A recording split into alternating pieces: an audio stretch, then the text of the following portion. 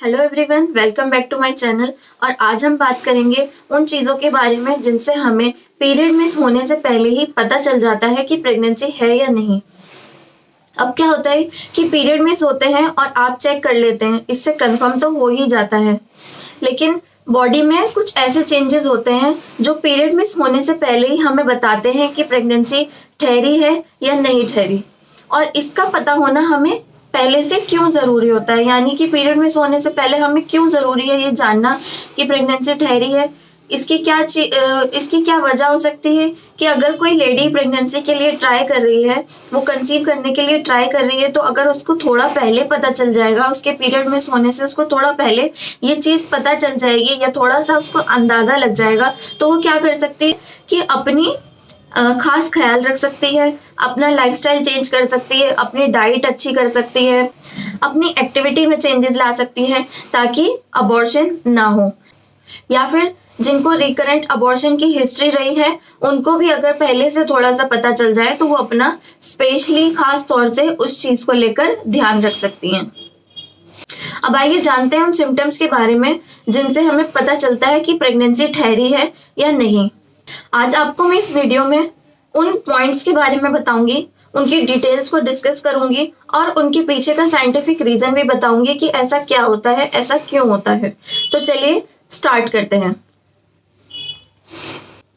अब इसमें सबसे पहला सबसे इंपॉर्टेंट पॉइंट क्या आता है? पेन, यानी कि दर्द।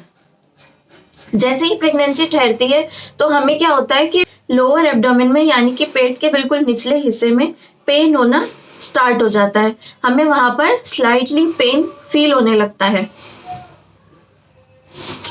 जैसे कि पीरियड्स में क्रैम्प आते हैं, ये पेन उसी टाइप का होता है। इसलिए सबसे पहला जो सिम्टम है वो क्या है? क्रैम्प्स है। इसको क्या होता है, हमें पीरियड्स में जो आने वाले क्रैम्प्स होते हैं और जो ये प्रेगनेंसी से पहले, प्रेगनेंसी के टाइम पर आने वाले क्रैम्प्स होते हैं, इसको हमें डिफरेंशिएट करना आना चाहिए। हम इन दोनों के बीच में फर्क कैसे पता करेंगे कि ये पीरियड का पेन है या फिर प्रेगनेंसी कंसीव होने वाला पेन है। लेकिन उससे पहले हम बात कर लेते हैं कि ये जो पेन है वो क्यों होता है, कहाँ पर होता है और किस वजह से होता है। अब क्या होता है कि जो एक एग होता है, यानी जो हेल्दी एग है, वो जब स्पर्म से मिलता है, यानी कि जब फर्टिलाइजेशन की प्रोसेस होती है, उस फर्टिलाइजेशन की प्रोसेस को होने के बाद वो क्या करता है, फर्टिलाइज एग ट्रेवल करता है फेलोपियन ट्यूब के थ्रू यूट्रस में, यानी कि बच्चेदानी में। अब वो वहां पर जाता है और वहां पर जाकर स्टिक हो जाता है, वहां पर जाकर चिपक जाता है, जिसकी वजह से हमें इम्प्लांटेशन पेन फील होता है। क्योंकि जब वो एग आकर यूट्रस की वॉल्स से, यानी कि यूट्रस की दीवारों से जब चिपकता है, तो इस प्रोसेस को इम्प्लांटेशन बोलते हैं और इस टाइम पे जो पेन हमें फील होता है उसको इम्प्लांटेशन पेन बोलते हैं। अब इसको एक एग्जाम्पल के थ्रू हम समझते हैं। जैसे कि हम अपने घर में एक छोटा सा पौधा लेकर आए उसको लगाने के लिए। अब हम क्या करते हैं, उस पौधे को लाकर डायरेक्ट तो गमले में नहीं लगा देते। हम क्या करते हैं, उस गमले की मिट्टी को थोड़ा सा खोदते हैं, उसमें थोड़ा सा गड्ढा करते हैं और फिर उसके बाद उस छोटे से पौधे को हम उसमें लाकर रख देते हैं ताकि वो उसमें अच्छे से बड़ा हो, अच्छे से उसमें पल सके। सेम इसी तरह क्या होता है कि जो एग होता है वो आकर यूट्रस की जब वॉल में अटैच होता है तो वो वहां पर हल्का सा गड्ढा करता है, यानी बरो करता है, और उस गड्ढे के होने की वजह से हमें दर्द जैसा फील होता है। अब जो ये पेन होता है ये हमें यूजुअली सेंटर में पता चलता है, यानी कि लोअर एब्डोमेन में बिल्कुल सेंटर में, पेट के निचले हिस्से में बीचों बीच ये दर्द फील होगा। लेकिन कभी कभी ये राइट में भी हो सकता है और लेफ्ट में भी हो सकता है। अब राइट और लेफ्ट में क्यों होता है? क्योंकि हम जानते हैं कि जो यूट्रस की स्ट्रक्चर है, यानी कि जो बच्चेदानी है, वो कहाँ होती है? लोअर एब्डोमेन में, पेट के बिल्कुल निचले पार्ट में, पेल्विस में होती है। अब पेल्विस में जब वो होती है तो उसी के ही बराबर में, यानी कि राइट साइड पर भी और लेफ्ट साइड पर भी, दोनों साइड ओवरीज होती हैं, जिनको हम अंडाशय बोलते हैं, जिनसे अंडा निकलता है। तो क्या होता है, ये जो फर्टिलाइजेशन के प्रोसेस के बाद जो इम्प्लांटेशन का प्रोसेस आता है, जब बच्चा आकर, यानी कि वो अंडा, छोटा सा एम्ब्रियो आकर स्टिक होता है, तो वो अगर सेंटर में स्टिक होगा यूट्रस की वॉल के, तो हमें पेन जो है सेंटर में फील होगा। और अगर वो यूट्रस की वॉल के थोड़ा लेटरल साइड में जाकर स्टिक होगा तो हमें ये पेन राइट या लेफ्ट में फील हो सकता है। अब जो ये पेन होता है ये ज्यादा टाइम तक नहीं रहता, ये कुछ घंटे या ज्यादा से ज्यादा 1 से 2 दिन में अपने आप खत्म हो जाता है। कभी कभी क्या होता है कि स्पॉटिंग भी हो सकती है, लिटिल बिट ब्लीडिंग, आपको बहुत मामूली सी ब्लीडिंग भी आपको देखने को मिल सकती है जो कि पिंकिश ब्राउन कलर की होती है। इसको हम क्या बोलते हैं, इसको हम बोलते हैं इम्प्लांटेशन ब्लीडिंग।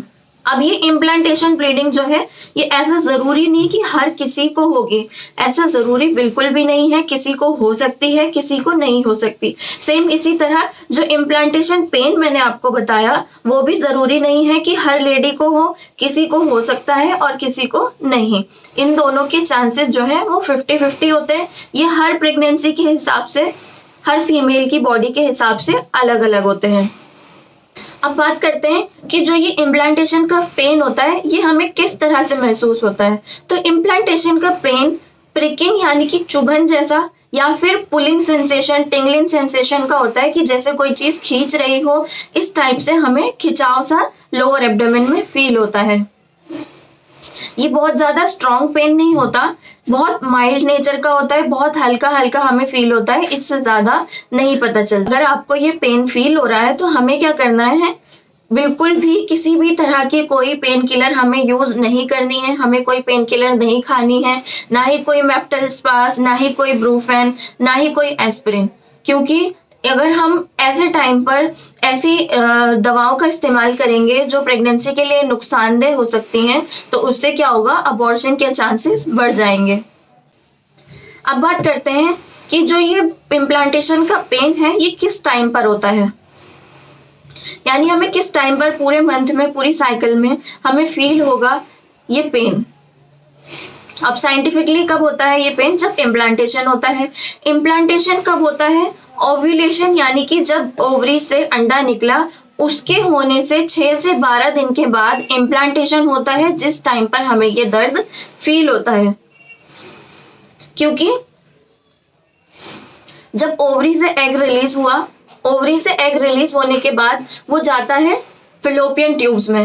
फिलोपियन ट्यूब्स तक जाने में उस एग को 2 से 3 दिन का समय लगता है और फिर फिलोपियन ट्यूब में वो वेट करता है स्पर्म के कांटेक्ट में आने का। जैसे ही स्पर्म के कांटेक्ट में आता है वो एग जो है वो ट्रेवल करता है और आता है यूट्रस में, यानी कि इस टाइम पर वो जाइगोट या एम्ब्रियो बन चुका होता है और इस प्रोसेस में भी उसको 1 से 2 दिन का टाइम लगता है। अब जाइगोट या एम्ब्रियो जो हमारा बना है ये क्या करेगा, ये ट्रेवल करेगा यूट्रस में, यानी कि जहां पर इम्प्लांटेशन होगा, यानी कि बच्चेदानी में आकर जहां पर ये चिपकेगा। अब वहां तक आने में भी इसको 4 to 5 डेज का टाइम लग सकता है और उसके बाद वहां पर ये गड्ढा करता है और इम्प्लांटेशन की प्रोसेस को आगे बढ़ाता है। इसलिए इस पूरे प्रोसेस में कम से कम 6 से 12 दिन का टाइम लग सकता है और उसके बाद ही जो ये इम्प्लांटेशन का पेन होता है वो आपको फील हो सकता है। अब मैं आपको साइकिल के हिसाब से बताती हूँ कि अगर आपकी 28 डेज की साइकिल है तो ये पेन आपको 14th डे पर, यानी कि पीरियड के 20 से 26th डे पर आपको फील होगा। अगर आपकी 30 डे की साइकिल है तो ये पेन आपको 22 से 28th डे पर फील होगा।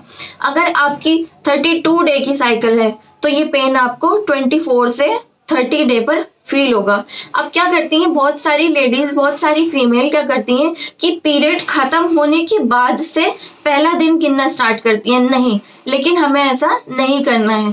पीरियड की डेट से, यानी जिस दिन आपको ब्लीडिंग स्टार्ट हुई उस दिन आपका फर्स्ट डे ऑफ पीरियड माना जाता है। ठीक है, तो ये जो मैं आपको 20-30 डे बता रही हूँ ये आपको फर्स्ट डे ऑफ पीरियड से काउंट करना है। और अगर आपकी साइकिल की लेंथ इससे भी ज्यादा है, आपको 35 डेज में पीरियड आता है, तो उसमें इस केस में आपको 27 से 33 डेज पर जो है आपका ये पेन आपको फील होना स्टार्ट होगा।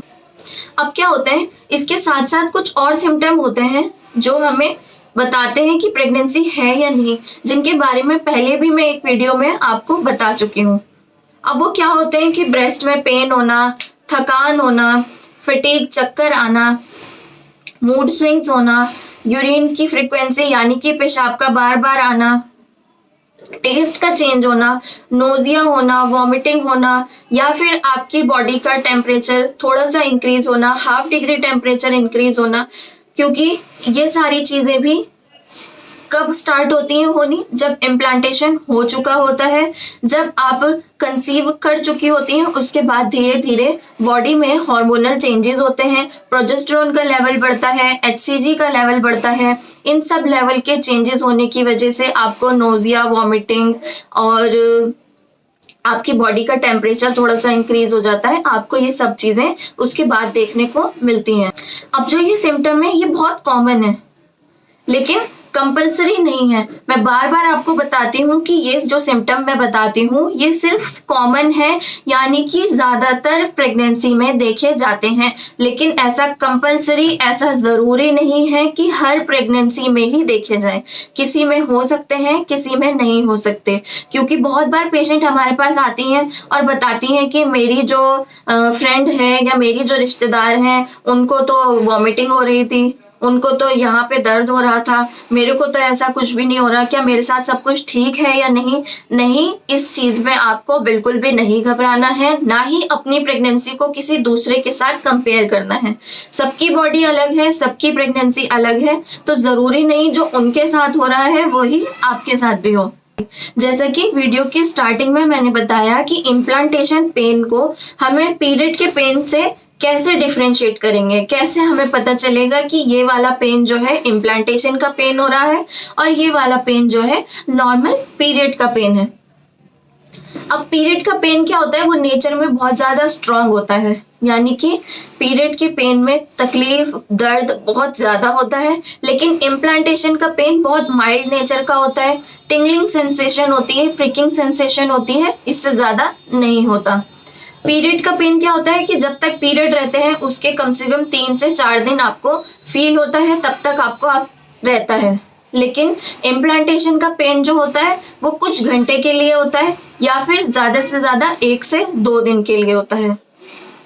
नेक्स्ट क्या है कि पीरियड के पेन में जो ब्लीडिंग होती है वो पूरा कंटिन्यू रहती है आपकी साइकिल के अकॉर्डिंग। 6 से 7 दिन आपको ब्लीडिंग जो है वो स्ट्रांग रहेगी और ज्यादा रहेगी।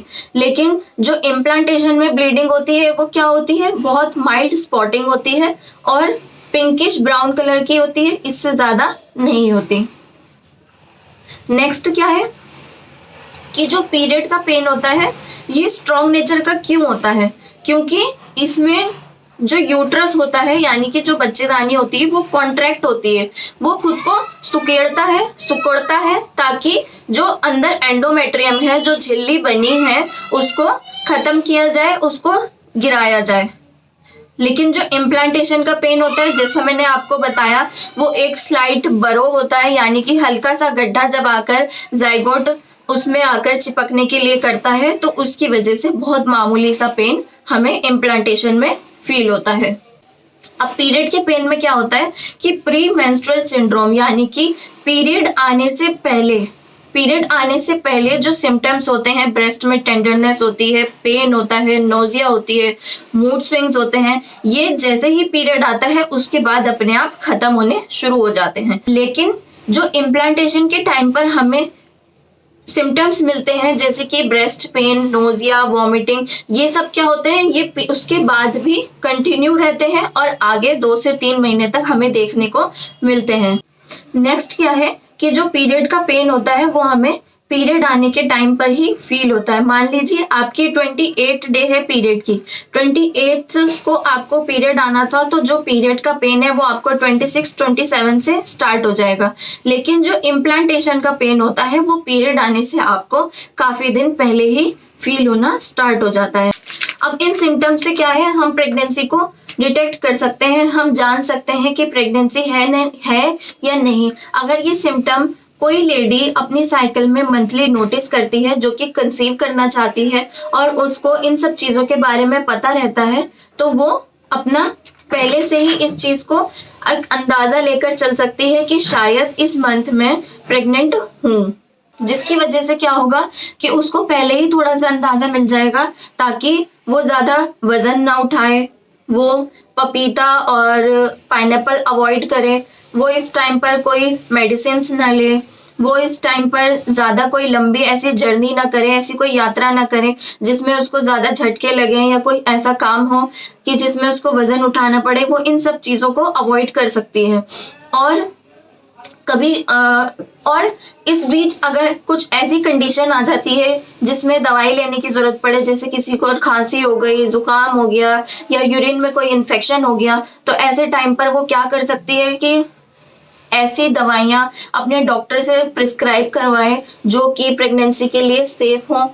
और उसके साथ साथ वो folic acid, iron, calcium start कर सकती है, मल्टीविटामिन लेना स्टार्ट कर सकती है, ताकि अपने आप को प्रेगनेंसी के लिए वो तैयार कर सके। अब हमें पता चल गया है कि ये क्रैम्प्स कैसे होते हैं, इनको हमें डिफ्रेंशिएट कैसे करना है, ये किस टाइम पर होते हैं। तो इसके बाद अब हमें क्या करना है, जब हमें ये क्रैम्प्स फील होने लगे, अपनी पीरियड की डेट से 1 या 2 दिन बाद वो चेक कर सकती है।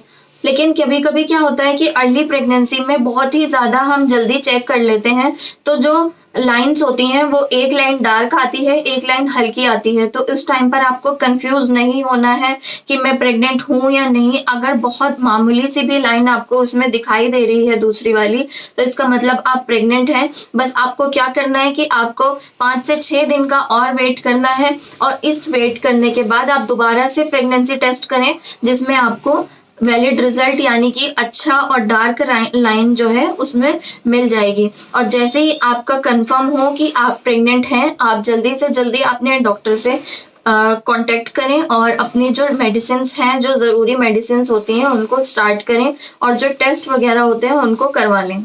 तो आज की वीडियो में बस इतना ही। अगर आपको वीडियो अच्छी लगी हो तो प्लीज़ लाइक कर दीजिएगा, शेयर कर दीजिएगा और मेरे चैनल को सब्सक्राइब कर दीजिएगा। और अगर इसके साथ आपका कोई डाउट है तो आप वो मुझसे कमेंट बॉक्स में पूछ सकते हैं, मैं वहाँ पर आपको उसका रिप्लाई दे दूँगी। Thank you so much for watching.